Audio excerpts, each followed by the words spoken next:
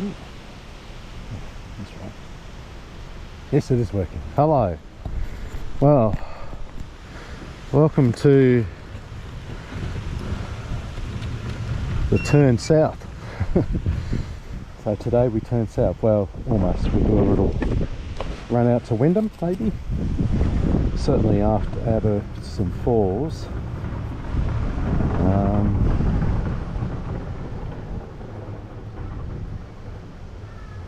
Doing 24 hours today. Okay. To the grotto, and then petrol first though, and then from there we will go down south to the Bungle Bungles.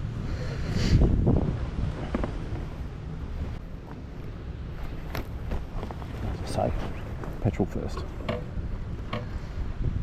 Oh, and we need to change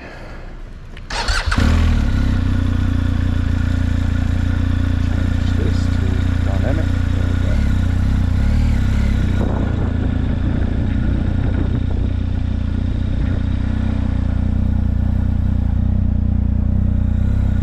Follow this guy out. Go and get some fuel.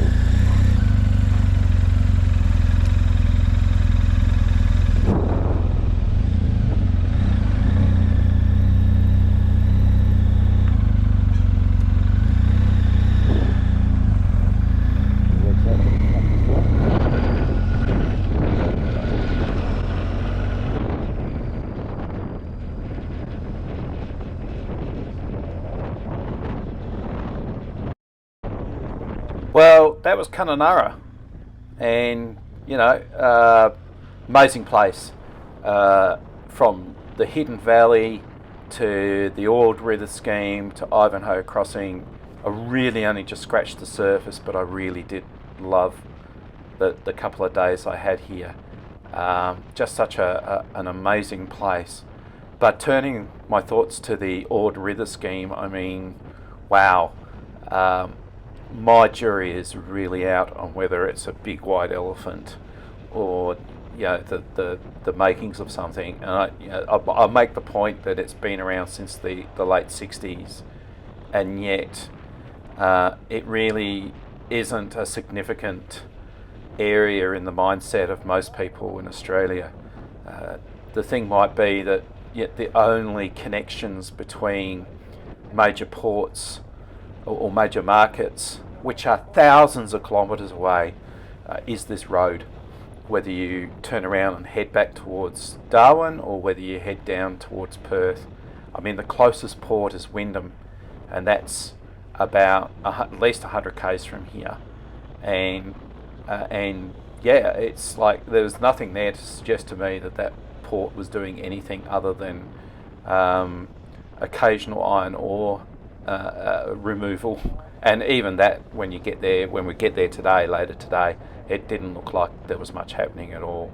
It really did seem to be a town in decline, and I've heard news reports that they're thinking about expanding the Ord River scheme, but I really can't see how this can be something that works without either rail coming to this area or a significant port put close by to allow the export of goods, or perhaps even an airport, because the only way you can get these fresh fruit and vegetable goods from this area to the rest of the country is by road transport, and that's not very efficient when you're talking about expanding this area to be like a bread bowl.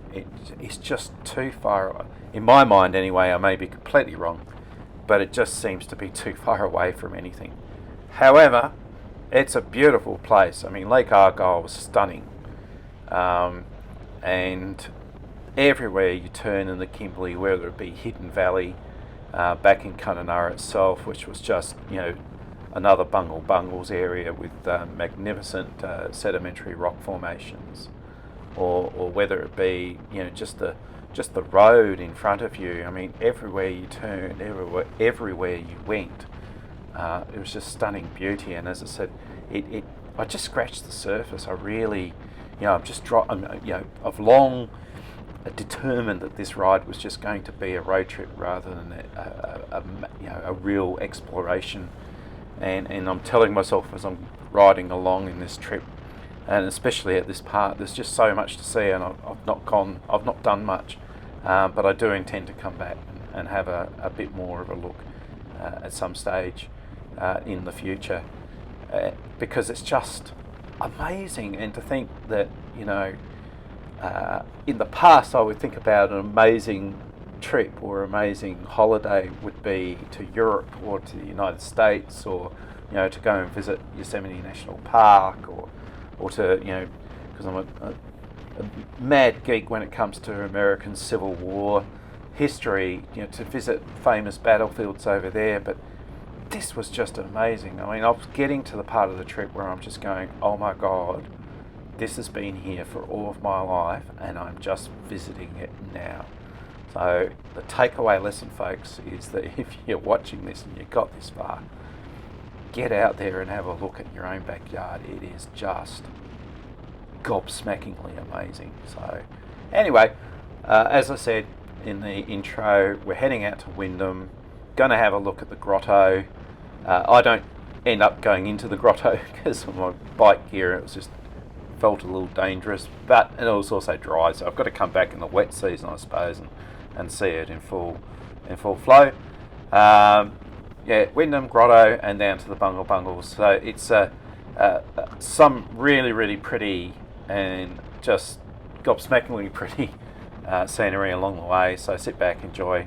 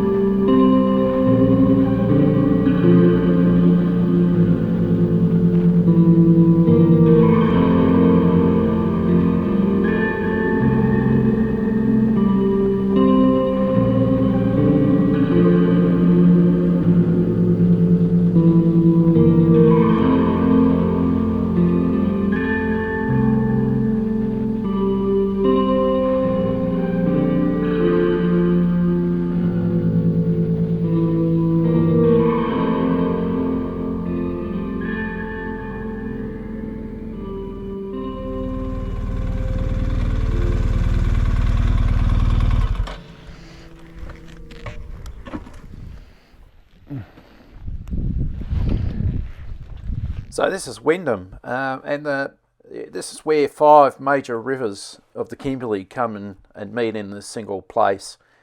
And so it makes it a very decent port. And the first Europeans turned up at about 1819, beaten by the first indigenous people who moved into this area well before them. 1884, the cattle arrived. Not much really happened until we get to about 1893, when a telegraph line was opened from Halls Creek to Wyndham. And that sort of precipitated other developments, such as more cattle. There was a construction of the Wyndham freezing meat works and wharf, and so cattle processing started in about 1919.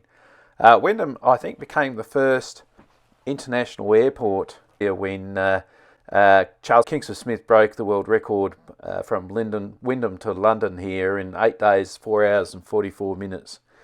So yeah, but in 34 the first air passenger service opened, and in 36 the Flying Doctor base was established. And it was interesting that in 42, due to the fear of attack by Japanese, the town was evacuated and the meatworks were closed from 42 to 45. But they didn't stop the Japanese turning up in about 1942 to bomb Wyndham. Yeah, so quite interesting. There was nobody here to be hit, which was interesting sort of quirk of history. So from the 60s, really, the thing that made this place was mining, and that really ramped up. But in more recent times, that's wound down. And in 86, even the meatworks closed. So it really has come to a point where they're building things like concrete crocodiles for the tourists to have their pictures taken with, which is a kind of a shame, really. But my God, it's enormous. What I find absolutely amusing though is there's nobody out here. It's like, I don't know. Not even the iron ore terminal is moving much at the moment, so I don't know how long this town will last, or port will last, but look at that, just far out, as far as the eye can see.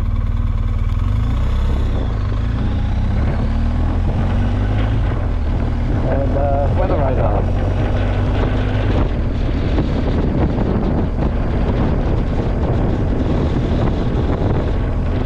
Just for shits and giggles. This is the closest station.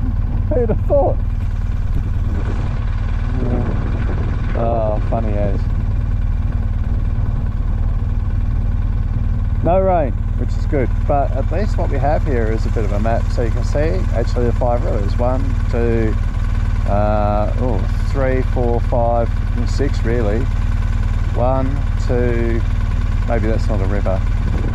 3, 4, 5, and it goes out to sea that way. Amazing. Let's go. Matches went down.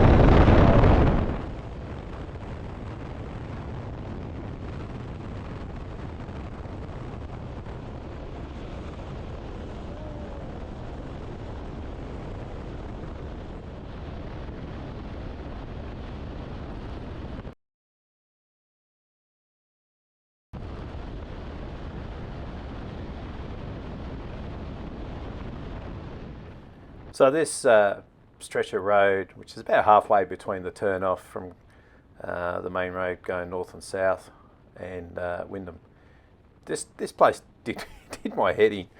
I reckon I may have seen about 10 vehicles in the whole, whatever it is. It's about, I don't know, 50 odd K or something between the turn-off and Wyndham, maybe a bit more. Anyway, look, I reckon I only saw, that many. Most of them were caravans. I saw one Harley rider, didn't wave. What is it about Harley riders? They don't wave. Anyway, they've built in what can only be described as, we've got some cash and we need to put it somewhere, an overtaking lane. on this road out to Wyndham, and there's just no traffic. I mean, look at it. I mean, sensational view when you get through that pass, but there's one of the 10 cars I reckon I saw for the entire length of this road. So, and this overtaking lane goes for an awful long way. And the thing that's most annoying is it's not reciprocated on this side of the road. So it's only going into Wyndham that you're going to get use of this overtaking lane, if you even need it at all. So I just found it quite amusing. There's another car. Maybe I exaggerated about the lack of vehicles.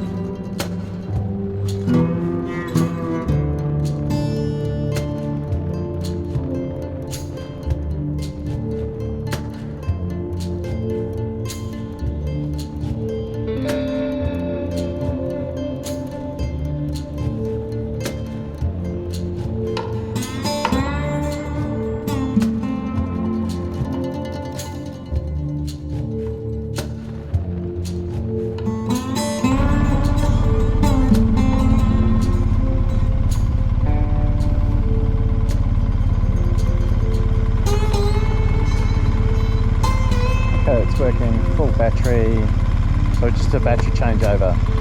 I've consumed about an hour.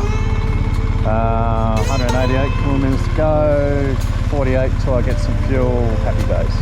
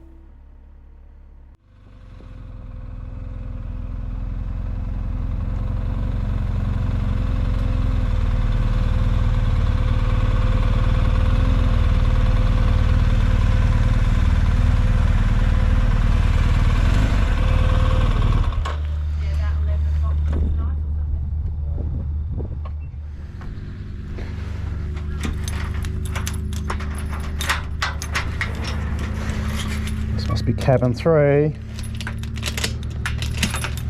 Oh no.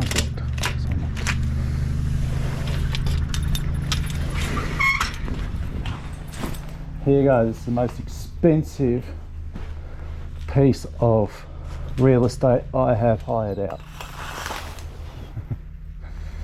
It's a donga, but I do have, that's alright, that's quite nice, that's alright.